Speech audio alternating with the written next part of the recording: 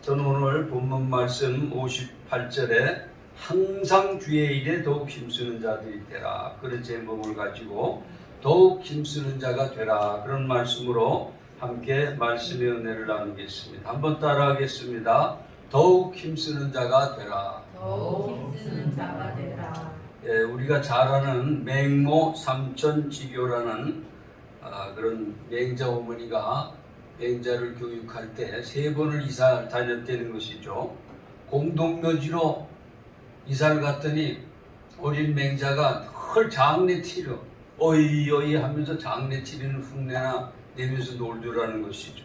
그래서 집을 옮겼습니다. 시장 옆으로 옮겼더니 이제 떨이여 하면서 장사하는 흉내만 냈더라는 것입니다. 맹자가. 그래서 그 어머니는 지혜로운 분이시니까 소당 옆으로 옮겼습니다. 그랬더니 늘 맹자와 공자화를 하면서 책을 읽는 그런 놀이를 하더라는 것이죠. 환경에 따라서 그 사람이 아주 틀려진 환경의 영향을 받고, 오늘 예수 믿고 구원 얻은 저와 여러분도 옛사람을 벗어버리고 성경에 보니까 새 사람으로 살라고 말씀하고 있어요.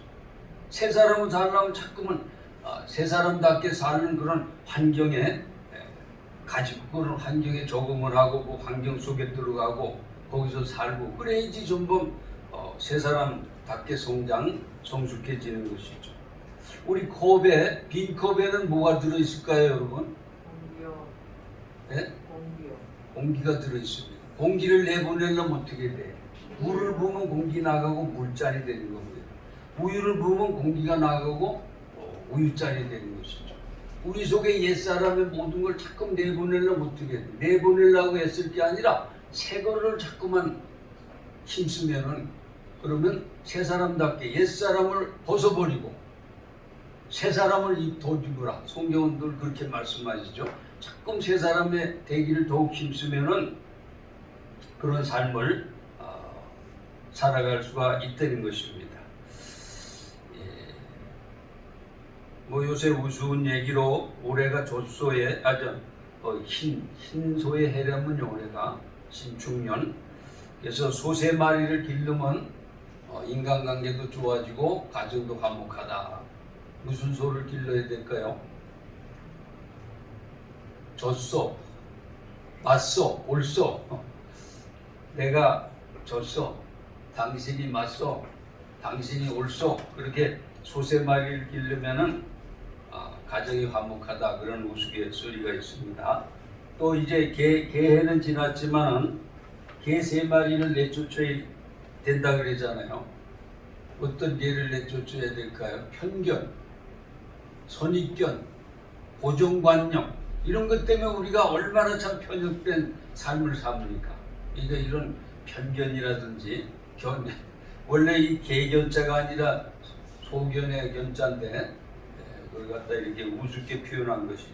편견이라든지 선입견이라든지 고정관념, 이런 걸 버리면은 훨씬 우리가 폭넓게 자유롭게 살 수가 있는 것이죠. 자, 오늘 이 고린도전서 15장은요 부활장으로 그렇게 알려져 있습니다. 우리 성경에 보면 히브리서 11장은 무슨 장이라고 그랬죠? 믿음장. 또 고린도전서 13장은 사랑장. 그런데 고린도전서 15장을 부활장이라고 그럽니다. 오늘 이 부활장 마지막 결론을 오늘 우리가 봉독한 말씀인데요. 이 부활장을 왜 사도 바울이 썼냐 하면요, 부활을 의심하는 고린도 교회 성도들에게 예수 그리스도의 부활이 역사적인 사실임을 증거하기 위해서 구약 성경의 증거와 부활의 목격자들을 내세워서 부활의 확실성을 증거한 후에 부활이 없다면 그리스도의 십자가도 헛것이고 우리 믿음도 헛것이다, 그렇게 말씀하시면서 결론적으로 오늘 57절 58절 말씀을 주고 계시는 것입니다. 우리 주 예수 그리스도로 말미암아 우리에게 이김을 주시는 하나님께 감사하노니 그러므로 내 사랑하는 형제들아, 견실하며 흔들리지 말며 항상 주의 일에 더욱 힘쓰는 자들이 되라. 이는 너희 수고가 주 안에서 헛되지 않는 줄 알미라. 부활의 소망을 가지고 있냐? 부활의 생명을 가지고 있냐? 이제 예수 믿고 구원받아 영생 소망을 가진 부활의 생명을 가진 성도라면 흔들리지 말라는 것이 경고하라는 것입니다. 흔들리지 말고 환경이야 문제 때문에 흔들리지 말고 항상 주의 일에. 항상이라는 건 뭐예요? 언제나 말하는 것이죠. 좋을 때나 나쁠 때나 고난 중일 때나 평탄할 때나 형통할 때나 성공할 때나 실패할 때나 병들었을 때나 건강할 때나 언제나 어떻게 해라는 겁니까? 주의 일에 더욱 힘쓰는 자들이 되라. 그런 말씀을 하고 있습니다. 오늘 더욱 힘쓰는 자라는 그 말씀이 참 귀한 말씀인데요. 성경에 보면 고린도후서 4장 2절에 맡은 자에게 구할 것은 충성인가 그런 말씀하고 있습니다. 그런데 이 충성된 일꾼들의 마음 자세 세 가지를 성경을 통해서 보면은요, 우리가 세 가지를 또 이렇게 말씀할 수 있습니다. 충성된 일꾼의 마음 자세 세 가지. 첫 번째는요, 나 하나만이라도. 우리 많이 들어보는 얘기죠. 주인의식을 가지고 성공자의 마음 자세가 뭐냐? 나 하나만이라도. 근데 부경꾼이라든지 실패자의 마음 자세는 뭐냐? 나 하나쯤이야. 저와 여러분은 어떤 마음 자세를 가지고 예수 믿고 있습니까? 예수 믿고 구원받은 하나님의 성도라면 나 하나만이라도 예배 드려야지. 나 하나만이라도 기도해야지. 나 하나만이라도 전도해야지. 나 하나만이라도 헌금해야지. 나 하나만이라도 헌신 봉사해야지. 그런 자세를 가져야 된다는 것이죠. 나 하나쯤이야 뭐 예배 안 가도, 나 하나쯤이야 기도 안 해도, 나 하나쯤이야 헌금 안 해도, 나 하나쯤이야 전도 안 해도, 나 하나 봉사 안 해도 뭐 하는 사람 많고 목사님도 하고 집사님 장로님들이 다 하겠지. 이러면 안 된다는 것이죠. 나 하나만이라도. 이게 충성된 성도의 마음 자세라는 겁니다. 또 하나는 자원하는 마음이라는 것이죠. 이것은 베드로전서 5장에 있는데요. 하나님의 뜻을 따라 자원함으로 기쁜 뜻으로 본이 되는 그런 삶을 살면 영광의 면류관을 받을 수 있다. 그런 말씀하고 있습니다. 자원하는 마음, 누가 시켜서 억지로 할 수 없이 체면치레로 하는 게 아니고 정말 예수 믿고 구원받아 그 은혜와 사랑에 감사 감격하는 마음으로 차원에서 신앙생활을 하는 것이 하나님께 인정도 받고 또 많은 성도들에게 본이 되고 덕이 되는 그런 충성된 믿음의 성도의 자세라는 것이죠.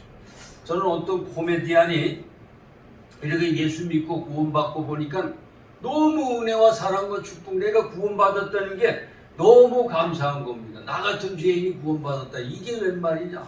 이게 얼마나 큰 은혜냐? 교회 나갈 때마다 교회 막 기쁜 마음으로 참석하게 되더라고요. 자원하는 마음으로 예배도 뭐 누가 나오라 그랬는데 자원하는 마음으로 나오고 기도도 하게 되고 봉사도 하게 되는데, 그래서 이 사람이 우스운 얘기를 하더라고요. 자기가 이렇게 예수를 받고 예수님을 믿고 은혜를 받고 그 감사 감격이 넘쳐나니까 교회에서 하자는 것은 다 자기가 앞장서게 되더라는 것입니다. 그래서 이런 우스운 얘기를 했습니다. 나는 구약 성경에서는 학계를 좋아하고 신약 성경에서는 삭개오를 좋아한다. 그게 왜 그러냐? 왜 학계를 좋아하고 삭개오를 좋아하냐 그랬더니, 교회에서 선교합시다 그러면 내가 할게요 하면서 항상 자기가 앞장서게 되더라는 거예요. 그 다음에 부제합시다 그러면 내가 살게요. 그래서 말하자면 코미디하니까 이렇게 우습게 표현했지만은 차원하는 마음이 일어나가지고 그냥 뭐 선교하자면 차이가 하겠다 그러고 부제하자면 차이가 산다 그러고 그러면서 모든 일에 이렇게 차원하는 마음으로 앞장서게 되더라. 그 말을 구원받은 코미디언이 그렇게 얘기한 간증하는 것을 제가 들은 적이 있습니다.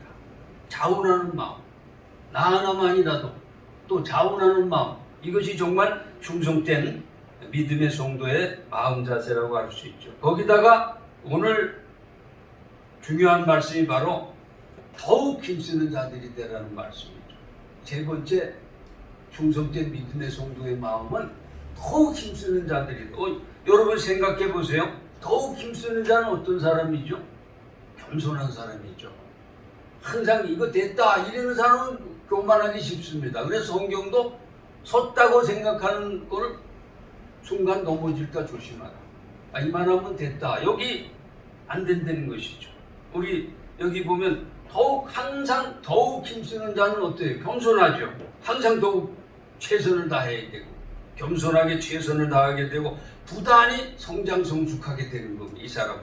그래서 더욱 힘쓰는 자, 이것이 오늘 성도가 충성된 믿음의 성도가 가져야 될 마음 자세입니다. 나 하나만이라도 주인의식을 가지고 구원받은 하나님의 자녀니까 또 자원하는 마음으로 나 같은 죄인을 구원해서서 하나님의 자녀로 삼아주고 이 영광스러운 영생 천국의 상속자가 되게 하셨는데 정말 자원해서 주님의 이름을 힘쓰는 것이죠.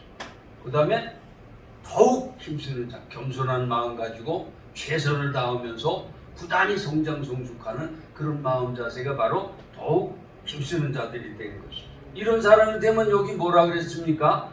너희 수고가 주 안에서 헛되지 않는 줄 압니다. 주님 안에서 수고는요 하나도 헛되지 않다는 겁니다. 이것은 예수님께서도 마태복음 10장에 말씀하고 계세요. 선지자를 위하는 사람은 선지자의 상을 받고 의인을 위하는 사람은 의인의 상을 받고 그리고 예수님의 제자라 그래서 소자 하나에게 냉수 한 그릇 대접해도 결단코 그 상을 잃지 않는다. 주님 안에서는 냉수 한 그릇도 헛수고가 없다는 겁니다. 여러분 세상에 얼마나 많은 헛수고가 있습니까? 큰 사업을 했다가 헛수고 망해버리고 뭐 어디다가 투자했다가 망해버리고 그런 일이 헛수고가 얼마나 많습니까? 허무하게 행동하고 살아온 그런 삶이 얼마나 많습니까? 그러나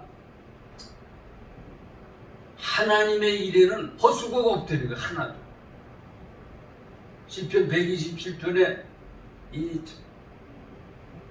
솔로몬도 그런 말씀을 했잖아요. 너희가 일찍 일어나며 늦게 누우며 수고의 떡을 먹을지라도 하나님이 없는 삶은 헛되다는 겁니다. 뭐 아침 일찍 일어나 저녁 늦게까지 수고하고 애쓰고 온갖 노력을 다해도 거기 하나님이 없다는 완전 헛수고하고 있다는 것입니다. 하나님이 빠진 인생은요 허무한 인생인 것입니다. 허무한 인생. 하나님이 항상 중심에 있어야 돼요. 하나님이 없는 인생은 헛된 인생인 것입니다. 그래서 시편 1편에도 보면 하나님을 복 있는 사람이 하나님을 경외하는 사람 아니에요. 그런 알곡 같은 신앙이 됩니다. 그렇지만 교 같은 신앙, 하나님 없는 사람은 교 같은 신앙, 바람에 날려 휘날리는 교같이 아무 쓸모없는 인생이 돼요. 엄청나게 어마어마한 상을 산 것 같지만 헛된 삶입니다. 예수님의 비유 중에도 부자와 나사로의 비유가 있잖아요. 부자는 이름도 없어요. 세상에서는 큰 영광을 돌리고 뭐 영광스럽게 살고 자색 옷을 입고 호화호식을 하면서 매일매일 연락의 삶을 살았지만 나중에 보니까 어디가 지옥에 가 있잖아요. 나사로는 그 집 문 앞에서 떨어지는 밥상에 떨어지는 그런 부스러기를 먹고 살았던 나사로지만 나사로라는 이름이 뭐예요? 하나님이 도우시는 사람이라는 겁니다. 하나님이 도우시는 사람이에요. 그 사람은 하나님을 믿은 사람이에요. 그러니까 그 사람은 어디 아브라함의 품에 안겨 천국에 가 있잖아요. 그 나사로 보고 좀 우리 고향 가서 우리 형제들 예수 믿고 구원받게 해달라고 이 음부에 오지 않게 해달라고 그랬는데 그게 안 되잖아요. 거절당하는 것입니다. 왜냐? 선지자와 성경과 다 있다는 겁니다. 이거 안 믿으면 나사로가 살아 돌아가도 안 믿는다는 것이죠. 여러분 예수 믿게 된 것이 얼마나 큰 은혜와 사랑과 축복인 것을 아시기 바랍니다. 예수 믿으면요 금생과 내생이 보장된 것입니다. 그래서 오늘 부활장 결론이 뭐예요? 이거 예수 믿고 구원받아서 영생 천국의 상속자가 됐는데 주의 일에 힘쓰는 자들이 되는 거예요. 어마어마한 은혜와 사랑과 축복을 받았는데 이제 더욱 주의 일에 힘쓰니 자들이 되라. 왜냐? 주 안에서 수고는 냉수 한 그릇도 헛된 적이 없다는 거예요. 하나도 헛된 일이 없다는 거예요. 세상에는 어마어마하게 공을 들여도 하나님이 빠지면 다 헛수고지만은 하나님의 이름으로 하는 모든 일에는 헛수고가 없다는 그런 말씀을 하고 계시는 것입니다. 견실하며 흔들리지 말고 항상 더욱 힘쓰는 자들이 되라. 자, 그럼 우리가 이제 예수 안에 새 사람이 됐는데 어떤 일이 힘써야 되겠습니까? 성경에 보면요, 히브리서 10장 25절에 모이기를 패하는 어떤 사람들의 습관과 같이 하지 말고 오직 고난의 그날이 가까움을 볼수록 더욱 그리하자. 모이기에 힘쓰라는 겁니다. 예배로 모이고 기도로 모이고. 여러분, 우리가 비대면 예배로 오랜 동안 지나다 보니까 신앙이 얼마나 떨어집니까? 나태해집니까? 신앙은 모이는 데서 그 활성화되는 것입니다. 그래서 초대교회도 보면 날마다 마음을 같이하여 성전에 모이기를 힘쓰고 오순절 날이름에 저희가 다 한 곳에 모였더니 모닥불도 보세요. 불들 많으면 활활 타오르잖아요. 이 물방울도 그렇어요. 한 방울 한 방울은 보잘것없지만 물방울이 모인 계열물이 되고 강물이 되고 바다가 되지 않습니까? 성도들 많이 모이니까 큰 역사를 이루게 되는 것입니다. 그래서 성경은 모일 때 은혜 받고 모일 때 힘을 얻고 모일 때 성령 받고 모일 때 믿음의 성장 성숙한다는 것이죠. 그래서 믿음의 사람들하고 같이 모여야 되는 것입니다. 그럴 때 나의 믿음이 더 성장 성숙하게 되는 거예요.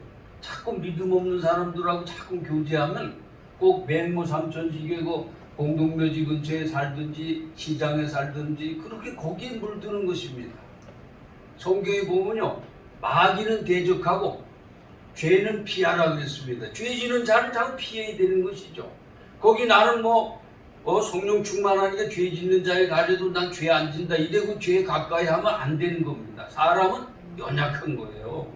연약하고 부족하기 때문에 죄는 피하고 원수 마귀는 대적해야 되는 것이죠. 원수 마귀는 우리 예수님의 힘으로 예수님의 이름으로 대적해야 되는 것입니다. 그렇게 강하고 담대하게 살아야 되고 우리 믿음의 성도들하고 자꾸 이렇게 모여서 교제하는 것, 이것이 굉장히 중요하다는 것을 오늘 성경은 말씀하고 있습니다. 여기 보면 오직 고난의 그날이 가까움을 볼수록 더욱 예수님 오실 때 되면요 모이지 않는다는 거예요. 말세가 될수록 안 모인다는 겁니다. 지금 벌써 우리 구역 예배 이런 거 모이기 힘듭니다. 큰 교회도 다 마찬가지예요. 저도 이제 노원의 큰 교회 이 구역 예배 이거 모여보고 이제 구역장들 다 조직에 의해서 그냥 움직일 뿐이지 맞아요. 우리 처음에 신앙생활처럼 뜨거운 열심을 가지고 모이는 이런 게 없어요. 그러다 보니 한국교회가 모양은 있고 형태는 큰데 힘이 없습니다. 능력이 상실돼서 머리 깎인 삼손처럼 된 거예요. 오늘 우리는 정말 모이기에 힘써서 활활 타오르는 모닥불처럼 시냇물이 강물되고 강물이 바다 되는 것처럼 이렇게 모이기에 힘쓰는 초대교회는 아주 모이기에 힘썼던 것입니다. 우리나라 초대교회도요 모이기에 힘썼어요. 우리나라도 지금 이제 비대면이 되고 이렇게 되다 보니까 이제 많이 틀려졌는데 지금도 이제 대면은 못하지만 이렇게 유튜브라든지 또 줌이라든지 이런 것을 통해서 온라인을 통한 교제가 이제 또 새로운 교제 방법으로 나와가지고 이렇게 언택트라 그러더라고요. 또 언택트, 컨택트의 반대가 언택트고 온라인을 통한 교제가 이루어지기 때문에 언택트라고 ON하고 TACT를 쓰는 그런 신조어, 작년도 2020년도에 생긴 신조어입니다. 말하자면 온라인을 통한 접속이 이루어진다 이래가지고 온택트라는 그런 말을 쓰더라고요. 하여튼 온택트로 모이든지 하여튼 모이기에 힘쓰는 그런 삶이 성경이 새 사람이 됐냐? 믿는 사람끼리 보이게 힘쓰라는 것입니다. 두 번째는요, 기도하기를 힘쓰라는 것이죠. 초대교회 성도들 보세요. 사도행전 2장 42절에 보면 저희가 사도의 가르침을 받아 서로 교제하며 떡을 떼며 기도하기를 전혀 힘쓰니. 초대교회는 모이면 기도하는 겁니다. 사도행전 1장 14절에도 마가다락방에서 11제자와 여자들과 예수의 모친 마리아와 예수의 아우들, 예수의 육신의 동생들이 한 5, 6명 있었거든요. 그 육신의 자녀들도, 육신의 동생들도 예수 믿게 됐어요. 예수님이 돌아가신 후에는. 그래서 예수의 아우들로 더불어 마음을 같이 전혀 기도에 힘쓰더라. 빌기를 다음에 모인 것이 진동하더니 우리가 성령 충만하여 담대히 하나님 말씀을 전합니다. 오늘 우리가 공독했던 이 예레미야 29장 말씀에도요, 여호와의 말씀이니라 너는 내게 부르짖으며 내게 와서 기도하면 내가 너희들의 기도를 들을 것이요 너희가 온 마음으로 나를 구하면 나를 찾을 것이요 나를 만나리라. 이것은 여호와의 말씀이니라.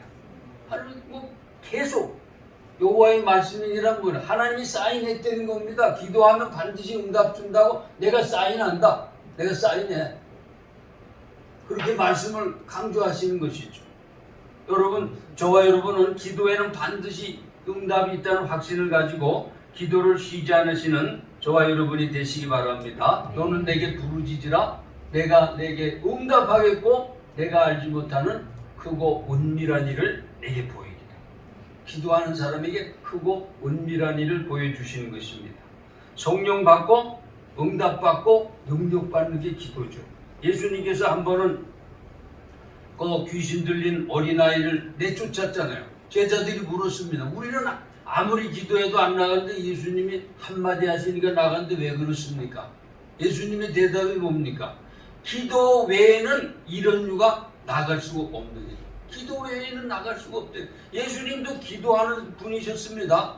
여러분, 예수님은 하나님이신데도 새벽마다 기도하시고 철야 기도하시고 금식 기도도 하시고 밤 기도도 하시고 산 기도도 하시고 습관적으로 또 기도했다 그러거든. 시간을 정해가지고 습관적으로 기도하시고.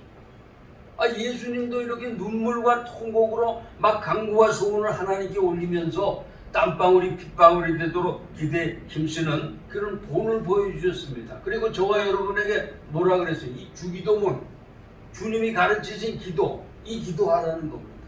여러분, 주기도문만 해도요, 여러분 굉장한 겁니다. 주기도문 하나님에 대한 거 3가지, 땅에 대한 거 3가지거든요. 주기도문 여러분 한번 암송하는데 몇 분 걸릴 것 같아요? 얼마나 걸려요? 20초요. 주기도 빨리 하면 20초 내지 25초입니다. 그 속에 뭐가 들었어요? 하늘 하나님께 대한 것, 땅에 대한 것, 구할 거 다 들었습니다. 그 간단한 기도 속에 다 든 거예요. 우리 그래서 예수님도 뭐라 중언부언 기도하지 말라. 무슨 기도를 장황하게 그렇게 안 해도 아버지 하면서 진실한 마음 가지고 하면은 하나님하고 다 통하는 것입니다. 간절하고 진실한 마음이 중요한 것이지 뭐 이렇게 나열하는 게 중요한 게 아닌 것입니다. 또 우리 신앙 고백이 사도신경인데 사도신경은 여러분 얼마나 걸릴 것 같아요? 사도신경은 40초 내지 45초. 뭐는 이거 그 안에 다 들어있는 거 우리 믿음의 내용. 그러니까 여러분 압축적으로 그것만 이렇게 암송하고 묵상해도 여러분 큰 은혜 속에 살게 될 줄 믿습니다. 골로새서 4장 2절에 보면 기도에 항상 힘쓰고 기도에 감사함으로 깨어있으라. 기도에 항상 힘쓰고 기도에 감사함으로 깨어있으라. 빌립보서 4장 6절로 7절 말씀 유명하죠. 아무것도 염려하지 말고. 여러분, 염려할 일이 얼마나 많습니까? 걱정할 일이 얼마나 많습니까? 그런데 성경은 뭐라 그래? 아무것도 염려하지 말고 모든 일에 기도와 간구로 너희 구할 것을 감사함으로 하나님께 아뢰라. 그러면 모든 지각에 뛰어난 하나님의 평강이 너의 마음과 생각을 지키시리라. 그리스도 예수 안에서 우리 마음의 평강으로 지켜주신다는 것이죠. 기도하면 평강으로 지켜주신대. 전로 역정을 쓴 존 번연이 이런 말 했습니다. 기도한 후에는 기도한 것 이상으로 실천할 수 있지만 기도할 때까지는 결코 기도 이상으로 행할 수 없다. 이게 기도의 능력입니다. 뭐 이거 기도 안 해도 뭐 다 그렇게 하는 사람하고 그래도 기도를 계속하는 사람하고 이런 차이가 있습니다. 말하자면 기도한 후에는 기도한 것 이상으로 실천할 수 있지만 기도할 때까지는 결코 그 이상으로 행할 수 없다는 것입니다. 성도의 힘과 능력은 기도를 통해서 받게 되는 것이죠. 예수님이 늘 기도하시고 또 예수님이 비유로도 말씀 많이 해주셨어요. 우리 끈질기게 간절히 기도해야 된다는 것을 비유로 말씀해 주신 것 중에 우리가 누가복음 11장에 보면 친구가 왔는데 떡 3덩이를 구하러 옆집에 가가지고, 옆집이 친구죠. 가가지고 막 두드리면서 떡 3덩어리 달라. 그 여러분 기도를 이렇게 하라고 예수님이 알려주신 비유입니다. 그래서 떡 3덩을 달라는데 옆집의 친구가 뭐 나 이제 다 누워서 밤도 늦어서 우리 식구들 다 누워 자고 있는데 자고 있기 때문에 내 일어나서 너 줄 수 없다. 그랬더니 그 친구가 계속 두드린다는 거예요. 떡 3덩어리, 떡 3덩어리, 떡 3덩어리. 그랬더니 그 누웠던 친구가 뭐라 그래? 친구기 때문에 이게 주는 게 아니고 너무 강청하기 때문에 귀찮아서 내가 줘야 되겠다. 그래서 떡 3덩이를 준다는 겁니다. 또 누가복음 18장에 보면 항상 기도하고 낭망치 말 것을 비유로 말씀하실 때 무슨 말씀하세요? 아주 하나님도 두려워하지 않고 사람도 무시하는 한 재판관이 있었는데 그 재판관한테 과부라는 것은 힘없는 사람을 말하는 것이죠. 고아나 가부, 나그네는 아주 힘없는 사람들 아닙니까? 근데 이 과부가 이렇게 어마어마한 재판장한테 와가지고 자기 원한을 풀어달라 그러는 겁니다. 그럼 하나님도 두려워하지 않고 사람도 무시하는 사람이 그 과부 소원을 들어주겠어요? 근데 나중에 뭐라 그래? 그 불의한 재판관이 이렇게 얘기한다는 거야. 야, 내가 이거 소원을 안 들어주면 내가 귀찮고 나 번거롭고 나를 괴롭게 해서 내가 이 과부의 원한을 들어줘야 되겠다.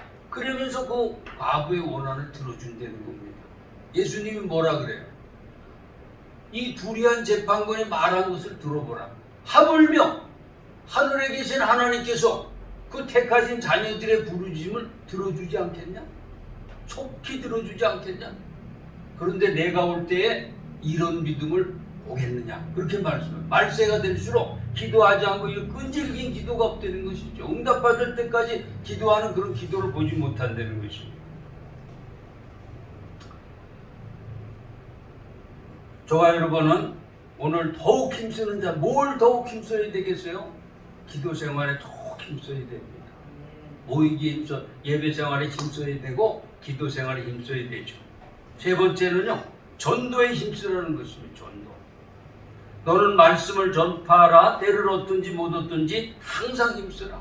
때를 얻든지 못 얻든지 하여튼 내가 구원받아 하나님 자녀가 됐으면요, 예수 복음 전하는 것입니다. 복음을 전하지 않으면 사막의 죄를 짓는다. 그런 말 하는 사람도 있어요. 사막의 죄가 뭐예요? 오아시스에서 내가 생수를 먹고 갈증을 해결하고 가는데 어떤 다른 사람을 만났으면 야, 저기 오아시스가 있으니 거가 생수를 마시죠. 이렇게 해야 되는데 자기는 시원하게 먹고 나서는 다른 사람이 오는데 아무 말 없이 가면 그게 사막의 죄라는 겁니다. 나가 예수 믿고 구원받아 이런 마음의 평안과 천국의 소망을 가지고 감사로 기쁨으로 살면 안 믿는 사람들한테 전해야 되는데 때를 얻든지 못 얻든지 예수 믿고 구원받으라. 그 사람이 예수 믿고 구원받는 거는 성령님의 역사입니다. 전하는 건 우리가 하는 거고 믿든지 안 믿든지 그거는 하나님이 역사하시는 것이 내가 하는 게 아니에요. 너는 모든 일에 근신하며 고난을 받으며 전도인의 일을 하며 내 직무를 다하라. 예수님께서도 너희가 성령을 받고 권능을 얻어서 예루살렘과 온 유다와 사마리아 땅끝까지 이르러 내 증인이 되리라고 말씀하셨습니다. 그리고 마가복음 16장 15절에 너희는 온 천하에 다니며 만민에게 복음을 전파하라. 예수님의 지상명령이 마태복음 28장 19절로 20절이죠. 너희는 가서 모든 족속으로 제자를 삼아 아버지와 아들과 성령의 이름으로 세례를 주고 내가 너희에게 분부한 모든 것을 가르쳐 지키게 하라. 볼지어다 내가 세상 끝날까지 너희와 항상 함께 있으리라. 복음 전하는 사람은요, 하나님 예수님이 항상 함께 해주시기 때문에 성령 충만도요 복음 전하려고 있는 겁니다, 여러분. 무슨 방언이나 따따따 방언이나 하려고 있는 게 아니에요. 성령 충만 받으면 복음을 전하게 돼 있는 것입니다. 복음 전할 권능이 주어지는 것입니다. 그리고 성령이 함께하는 그런 복음 전할 때 성령이 함께 하시는 것입니다. 항상. 참 놀라운 것은요, 우리나라가 지금 선교 2위국이 됐습니다. 미국이 제일 많이 하고요. 그 다음에 우리나라거든요. 우리나라 지금 3만 명 이상 선교사를 파송했다 그랬는데, 우리나라가 1만 명 파송됐을 때 1만 불, 우리 GDP인가 GNP인가 그 1만 불이에요. 그 다음에 2만 명 파송했을 때 우리도 2만 불 경제적으로 국민 1인당 2만 불이 됐습니다. 지금 우리 3만 불 된 지 한 2, 3년 되잖아요. 우리 선교사 3만 명 선교하니까 우리나라 이것도 3만 불이 되는 이런 놀라운 하는 축복을 하나님께서 주신 것이죠. 전도에 힘쓰라 그랬습니다. 가든지 보내든지, 내가 직접 가서 전도하든지, 내가 직접 못하면 보내든지, 보내는 선교지 지원하는, 선교비 지원하는 거 보내는 것입니다. 그러니까 여러분, 선교비를 내서 선교를 지원하든지 내가 직접 가서 전도하든지 둘 중에 하나는 해야 되는 것이죠. 더욱 힘쓰는 자들, 전도에 더욱 힘쓰시는 저와 여러분이 되시기를 주님의 이름으로 축원드립니다. 네. 또 말씀을 듣고 있고 지키기에 힘쓰라. 여러분, 기독교는 말씀의 종교입니다. 말씀이 육신이 돼서 오신 분이 예수님이잖아요. 이 하나님의 성경의 말씀은요, 이게 그냥 글자가 아니에요. 하나님의 말씀이고 이게 능력과 지혜와 권능의 말씀인 것입니다. 이 말씀이 살아서 운동력 있게 역사한다 그랬습니다. 히브리서 4장 12절로 13절에 보면 하나님의 말씀은 살아있고 활력이 있어 좌우의 날선 어떤 것보다도 예리하여 혼과 영과 및 관절과 골수를 찔러 쪼개기까지 하며 마음과 생각과 뜻을 판단하니 지으신 것들 하나도 그 앞에 나타나지 않음이 없고 우리의 결산을 받으실 이의 눈앞에 벌거벗은 것 같이 드러나느니라. 하나님의 말씀이 이렇게 놀라운 능력과 권세를 가지고 역사한다는 겁니다. 뭐 하나님 말씀 풀어서 설명 안 해줘도 이 하나님 말씀이 양날 가진 칼처럼 막 사람을 수술하고 치료하고 변화시키는 그런 역사가 있다는 겁니다. 제가 최근에 들은 간증 중에 하나, 이 대구에 어떤 이 조선족 그 부인이 단기 선교로 왔던 어떤 전도사하고 결혼을 해가지고 이 한국에 들어왔어요. 그 들어와 봤더니 전도사가 처음에는 뭐라 그랬냐면, 자기는 총각인데 자기 아버지가 목사고 자기하고 결혼해가지고 이 선교사역 하며 살자. 그래서 자기도 좋게 생각해서 결혼해가지고 한국에 와봤더니 이 전도사는 떠돌이 전도사하고 어느 교회 소속도 없고, 그 다음에 이 아버지는 목사도 아니고 예수도 안 믿고, 그 다음에 결혼도 처음 한 게 아니고 피부병이 많아가지고 첫 여자는 도망을 갔다는 것입니다. 그걸 알고 나가지고 이제 대구 순복음교회 그 목사님한테 와가지고, 나가 이제 여기서는 내가 이혼하면 갈 곳이 없으니까 못하지만 중국에 선교하러 들어간다 그러면 들어가서 바로 이혼하고 난 다른 데로 갈 것이다. 그러면서 목사님한테 호소를 하고, 이제 내가 사기 결혼을 당해가지고 이렇게 와가지고 이 고통을 당한다. 매주 와서 이렇게 상담을 하면서 그랬는데, 한 번은 상담 왔을 때 이 말씀을 전해줬대요. 이사야 53장 말씀을. 이사야 53장 그 예수님의 모습이죠. 이런 말씀이 있습니다. 그는 주 앞에 자라나기를 연한 순 같고 마른 땅에서 나온 뿌리 같아서 고운 모양도 없고 풍채도 없은즉 우리가 보기에 근무할 만한 아름다운 것이 없도다. 그는 멸시를 받아 사람에게 버림받았으며 강고를 많이 겪었으며 질고를 아는 자라 마치 사람들이 그에게서 얼굴을 가리는 것 같이 멸시를 당하였고 우리도 그를 귀히 여기지 아니하여. 이거 예수님의 모습이거든요. 마른 땅에 나온 뿌리 같아서 고운 모양도 없고 풍채도 뭐 근무할 만한 게 아무것도 없고 사람들에게 멸시를 당하고 귀히 여기지 않는 그 예수님의 모습입니다.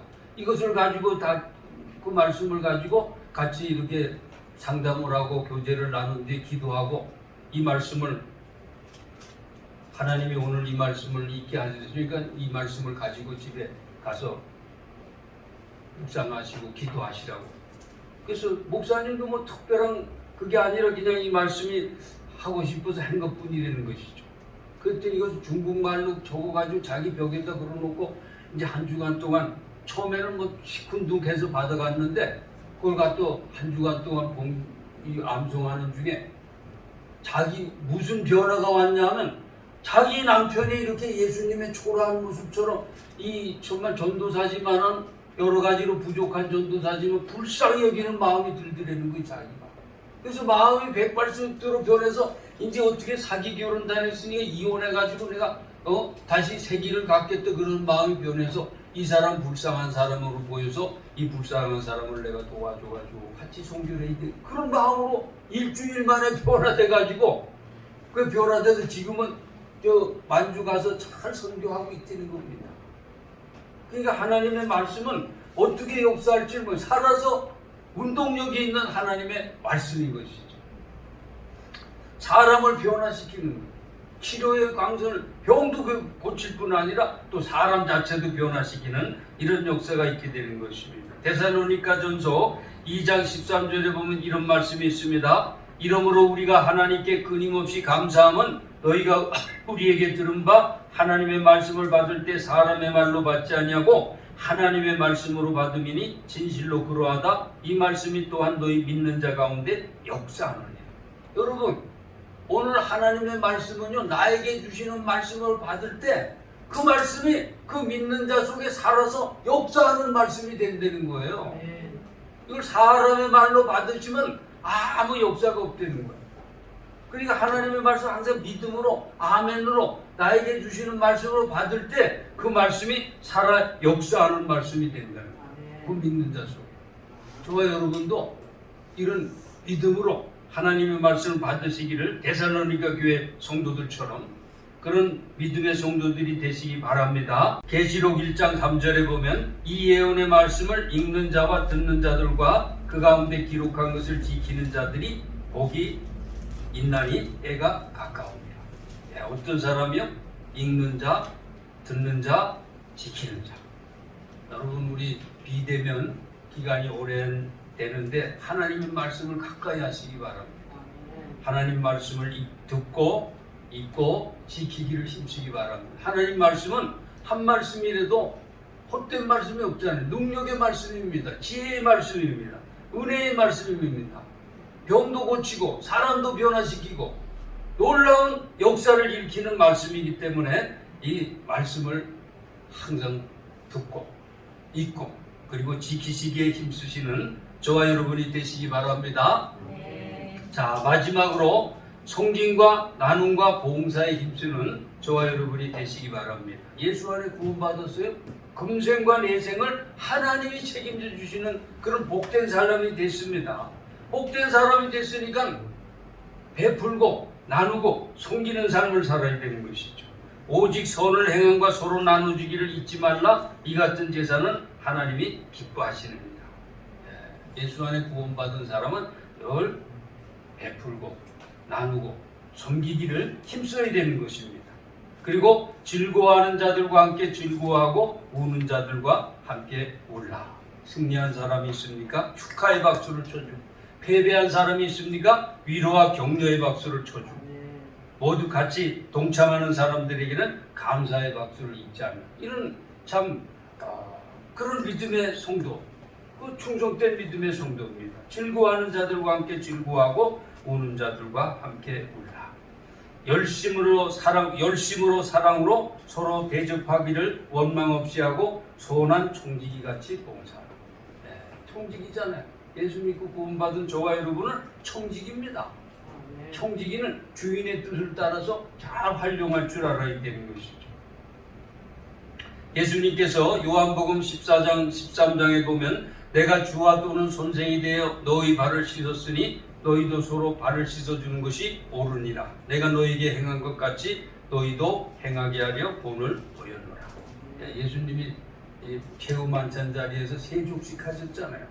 선생이 돼가지고 내가 제자들의 발을 씻겼으니 너희들도 나가서 섬김에 내가 본을 보였으니 가서 섬기는 자가 되라. 우리 예수님께서는 마가복음 10장 45절에 나는 섬김을 받으러 온 게 아니라 도리어 섬기려 하고 자기 목숨을 많은 사람의 대속물로 주는 생명까지 주어서 섬기려고 오신 분이 바로 예수님이잖아요. 예수님께서 뭐라 그러셨어요? 십자가를 지고 나를 따르라 그랬어요. 예수님처럼 십자가 지고 예수님 따르는 삶이 힘든 삶인 것 같지만 그렇지 않잖아요. 내 짐은 쉽고 가벼우니라. 주님이 다 이 성령의 역사에 주셔서 이렇게 섬기고 봉사하고 이 베푸르고 나누는 삶을 살면요 행복한 삶을 살게 된다는 것입니다.